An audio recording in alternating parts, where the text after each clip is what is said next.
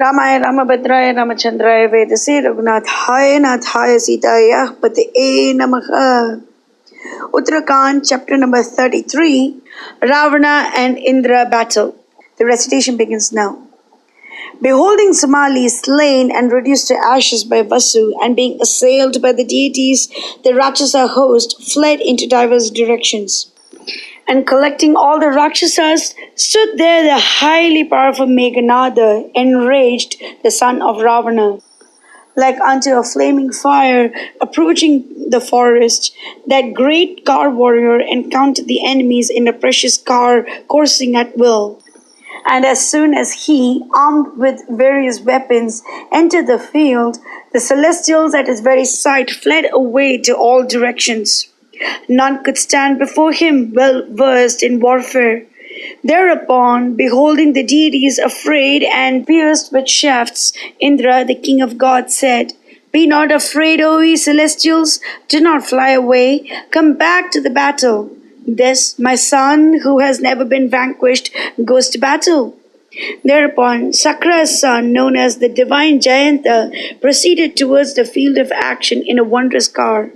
And having encircled Sachi's son and encountered Ravana's son, the deities began to assail him. And the encounter between Mahendra's son Jayanta and Ravana's son Meghanada, and that between the deities and the Rakshasas, was like one between gods and demons. Thereupon, Ravana's son began to assail with shafts feathered in gold Jayanta's charioteer Gomukha, who is Matali's son. Sachi's son, too, enraged, assailed on all sides Ravana's son and his charioteer. And the powerful Ravani, stricken with ire and with eyes expanded, covered Sakra's son with arrows.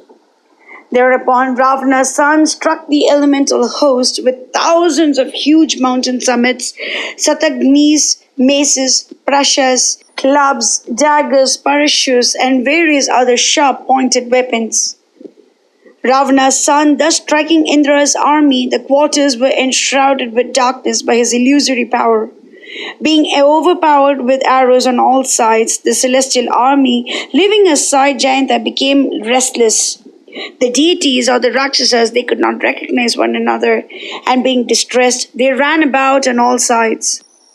Being enveloped with darkness and having their senses bewildered, the celestials killed their own kith, and the Rakshasas their own men, and others fled away. In the interim, a heroic and powerful Daitya chief, Puloma by name, taking Sachi's son, disappeared, and taking his own grandson, he entered into the ocean. Puloma was his grandfather, for by him Sachi was begotten. And thinking that Jayanta was slain, all the deities, greatly sorry and distressed, fled away on all sides. Thereupon, Ravana's son, enraged and encircled by his own powerful followers, pursued the celestials, emitting loud cries. Not beholding his son and observing the flight of the deities, the king of celestials said to Matali, "Bring my car." By Matali was brought the celestial, highly dreadful, huge and swift coursing chariot that was ready. And he, having ascended the car, the huge clouds with lightnings being driven by winds began to emit forth loud mutterings before the chariot. And the Gandharvas began to play on various instruments, and the Apsaras began to dance. And taking up various weapons, Indra, the king of divinities, set out for the field of action in the company of Rudras, Vasus, Adityas, the two Ashwins, and Maruts. He, having set out for battle, the winds began to blow high, the sun was divested of its brilliance, and the huge firebrands began to send out flames. In the interval, the heroic and the highly powerful Dashagriva ascended the celestial car, constructed by the architect of the deities, encircled by the huge-bodied serpents capable of taking down erect, and by whose breath the battlefield was ablaze. Surrounded by demons and the night rangers, and with the celestial car, he encountered Mahendra in the battlefield. And having desisted his son, he himself stood there. And having come out from the field of action, Ravana's son too stood silent. Thereupon there arose an encounter between the Rakshasas and the deities, and there began a downpour of weapons in the conflict like clouds.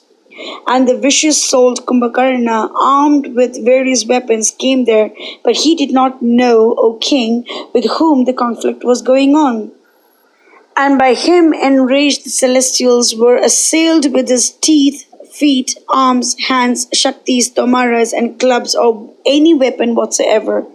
Thereupon the Night Ranger, engaged with the highly powerful Rudras, was wounded in the conflict with incessant strokes of weapons. Thereupon the Rakshasa army began to fight with the Maruts, and they were overwhelmed in the encounter with the stroke of various weapons. Some fell down on earth, slain and torn, and others became insensible on the back of their carriers in the battle. And they all stood there in a half-sensible mood, some holding the car, some elephants, some donkeys, some camels, some serpents, some horses, some porpoises, some boars, some pisacha-mouthed animals, and some embracing the pannagas. And other night rangers, having their bodies sundered by the deities, gave up their being. The Rakshasas being slain and lying down on earth, the action appeared wondrous like a painting. And there issued out in the battlefield a river from weapons, having blood for its silent waters, and infested with crows and vultures. Having beheld his own army slain by the deities, the highly powerful Dashanana, enraged, entered the ocean of celestial army, and slaying the deities in the conflict, confronted Shakra.